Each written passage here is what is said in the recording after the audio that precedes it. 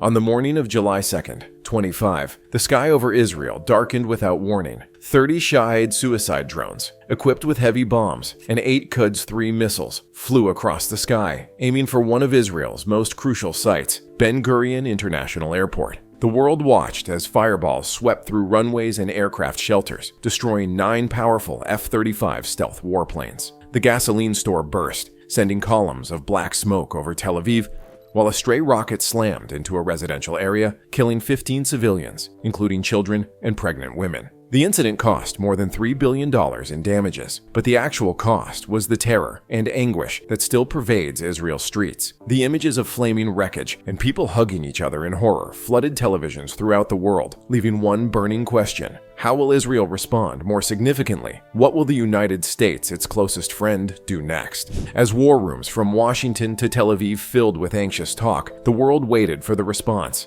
Because history shows that when America's allies are attacked, the U.S. does not sit silent. It responds with thunder. The strike began just after 6:15 a.m. local time, catching Israel's defenses off surprise. 30 massively modified Shahed drones blasted in from the south, each carrying over 100 kilos of heavy explosives. 8 Quds followed immediately after. 3 cruise missiles are directed by modern Chinese navigational equipment. These were not random strikes. They were directed with deadly accuracy at Ben Gurion International Airport, Israel's main airport, and a symbol of the country's connectedness and might. Within seconds, the missiles and drones had discovered their targets. Massive explosions consumed 2 hardened aircraft shelters, holding Israel's coveted F-35 Adir stealth fighters, destroying 9 of them during routine maintenance. Nearby, a fuel depot with over 1.2 million gallons of aviation gasoline erupted in a sequence of tremendous fireballs, shooting black smoke into the sky and shattering windows miles away. But the damage did not stop there. One missile veered off course owing to a gyroscopic malfunction and smashed into an adjacent residential complex, reducing flats to rubble within seconds. Families were buried beneath crumbled concrete, while rescuers battled through rubble, smoke, and flames to extract survivors. 15 civilians died instantaneously, including 3 children, and over 40 others were critically injured.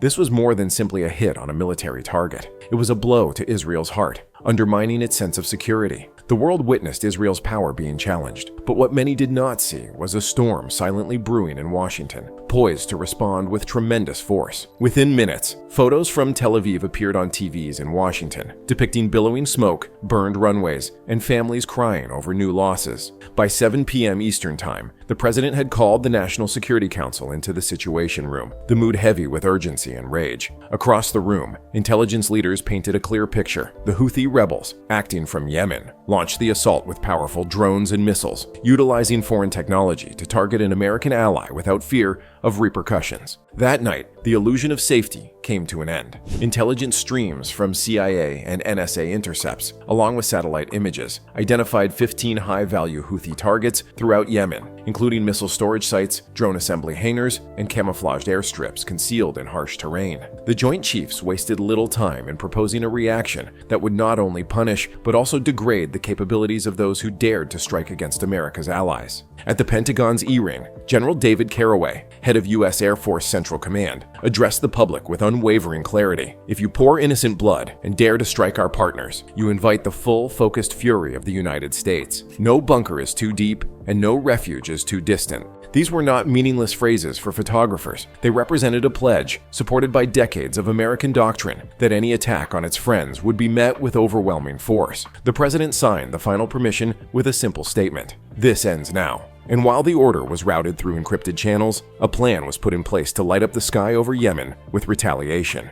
The world will soon see what American determination looked like in action. Within 12 hours of the president's command, the skies over the Atlantic and Arabian seas were transformed into highways for war machines. 3 B-2 Spirit stealth bombers took out from Whiteman Air Force Base in Missouri, each carrying 16 GBU-57 heavy ordnance penetrators, 30 000-pound bunker busters meant to smash deep subterranean fortifications. They flew silently across 7,000 miles to their targets after being refueled in flight flight by KC-46 Pegasus tankers. Meanwhile, two B-52 Stratofortress bombers from RAF Fairford in England took up position over the eastern Mediterranean, unleashing 12 AGM-1 83ARW hypersonic missiles. These missiles flew through the sky at Mach 7, almost 5,000 miles per hour, weaving past radar systems with computer-guided accuracy and aiming straight at Yemen's most fortified bunkers and launch locations. Supporting them, 8 FA-18 Super Hornets and EA-18 Growlers from the USS Gerald R. Ford carrier group in the Red Sea cleared a clean route through the sky. The Growlers inundated enemy radar with potent electronic jamming, rendering Houthi air defense screens immobile, while Super Hornets formed tight combat air patrol rings to ensure no danger disrupted the operation.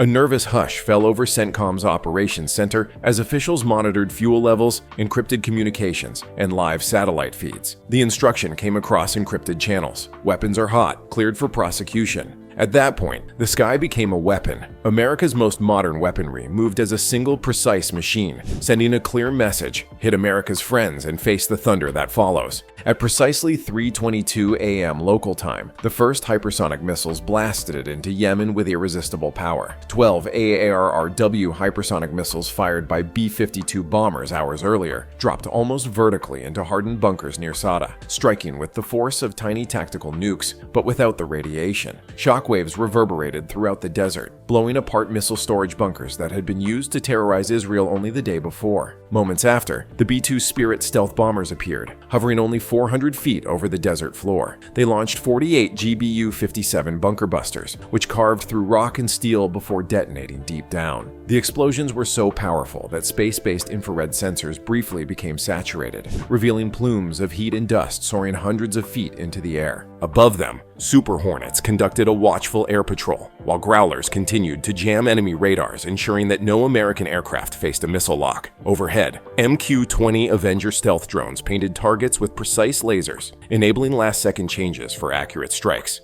The destruction was complete. Houthi missile bunkers collapsed inward, airfields used to launch drones turned into smoldering craters, and fuel storage burst in fireballs that lit up the desert for kilometers. According to ground reports, Houthi forces abandoned locations, their command structures were decimated, and their confidence had evaporated. In less than an hour, Yemen's striking capabilities were reduced to fire and dust. The world has now witnessed what happens when America's promise of security becomes a reality: quick, accurate, and unstoppable. As the morning rose over Yemen's charred plains, heavy black smoke billowed into the sky, a somber testament to American strength. Satellite imagery revealed lengthy, charred scars across the desert where Houthi fortifications previously stood, while drone footage showed the mangled wreckage of missile launchers and drone frames littering cratered runways. For Washington, this was more than simply revenge. It was a statement etched in flames for everyone to see. Allies from NATO and Australia soon expressed their support, applauding the US for its accuracy and prudence in targeting military equipment, despite the emotional weight of civilian losses in Israel. Leaders from London to Canberra expressed the same sentiment.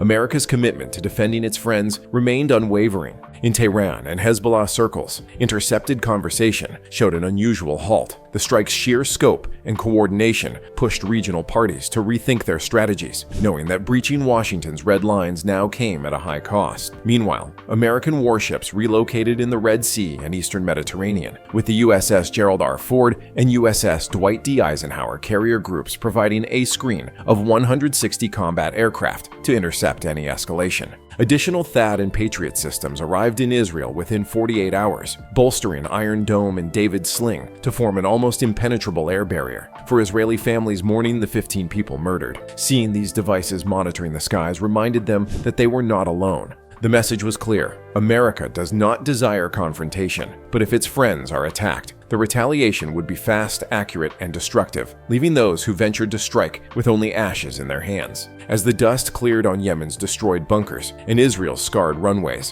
one reality emerged: strength prevents anarchy. In only hours, a daring strike that murdered people and damaged a crucial ally's aviation base was responded with resounding precision, reminding the world that America does not make empty promises. Families gathered in Israel for vigils, candles flickering against the darkness as American systems searched the sky, guardians of the night. Across the globe, allies felt comforted, while foes halted, compelled to recognize that hitting America's allies comes at a cost no one wants to pay twice. It wasn't just about punishing an attack. It was was about reiterating a pledge formed over decades of sacrifice. If you attack our friends, you will face rapid and devastating repercussions. In an age of mounting dangers, that pledge is more important than ever. If you found this article interesting, please subscribe, like, and share your opinions below. Your voice helps keep these realities alive and keeps us prepared to cover the stories that shape our world.